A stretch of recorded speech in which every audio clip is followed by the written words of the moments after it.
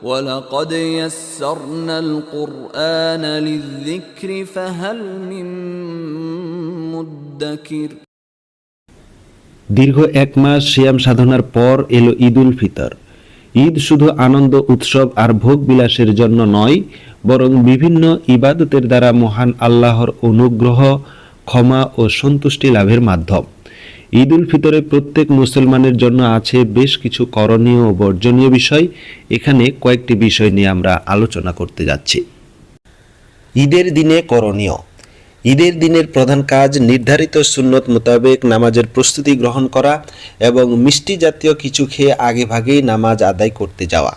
আল্লাহ তাআলা বলেন, অবশ্যই সে ব্যক্তি সফলকাম হলো যে পরিশুদ্ধ হয়েছে, তার প্রতিপালকের নাম স্মরণ করেছে এবং নামাজ আদায় করেছে।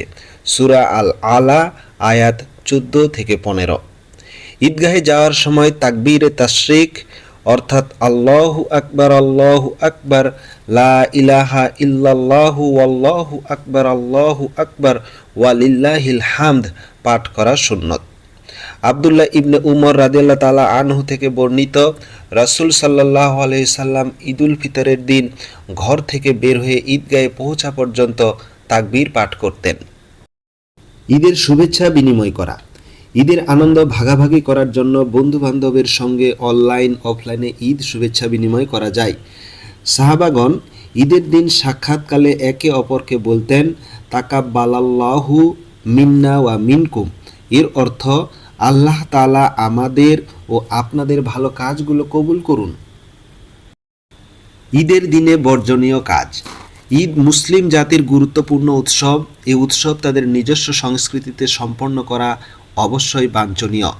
বিজাতীয় সংস্কৃতি পালন করা কোনোভাবেই কাম্য নয়, কেননা এ ব্যাপারে কঠোর নিষেধাজ্ঞা এসেছে।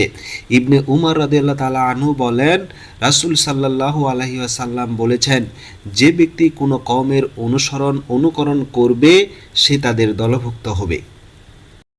ঈদের পোশাক নির্বাচন। প্রতিটি সমাজে নারী পুরুষের আলাদা পোশাক আছে। দেহের সঙ্গে সামঞ্জস্যপূর্ণ পোশাক পরাই শরীয়তের নির্দেশ। ঈদের সময় পোশাক আশাক নির্বাচনের ক্ষেত্রে সতর্কতা অবলম্বন করা উচিত। আবু হুরায়রা রাদিয়াল্লাহু তাআলা আনহু থেকে বর্ণিত, তিনি বলেন, রাসূল সাল্লাল্লাহু আলাইহি ওয়াসাল্লাম মহিলার পোশাক পরিধানকারী পুরুষকে এবং পুরুষের পোশাক পরিধানকারী নারীকে লানত করেছেন। অশ্লীলতার ব্যাপারে সতর্ক থাকা। সিয়াম সাধনার মাসে সবাই যেমন গুনাহর ব্যাপারে সতর্ক ছিল, ঠিক তেমনি সারা বছর থাকা প্রয়োজন।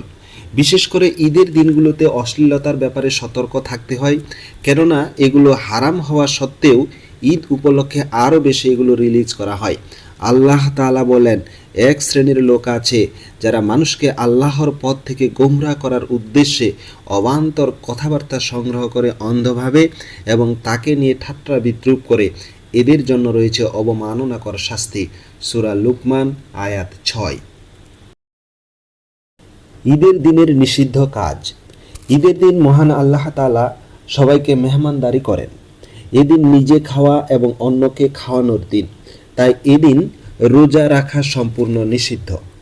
আবু সাঈদ রাদিয়াল্লাহু তাআলা আনহু বলেন, রাসূল সাল্লাল্লাহু আলাইহি সাল্লাম ঈদুল ফিতরের দিন ও কুরবানির ঈদের দিন রোজা পালন করা থেকে, সাম্মা ধরনের কাপড় পরিধান করা থেকে, এক কাপড় পরিধানরত অবস্থায় দুই হাঁটু তুলে নিতম্বের উপর বসতে, কেননা এতে সতর প্রকাশ পাওয়ার আশঙ্কা রয়েছে, এবং ফজর ও আসরের পর নামাজ আদায় করতে নিষেধ করেছেন।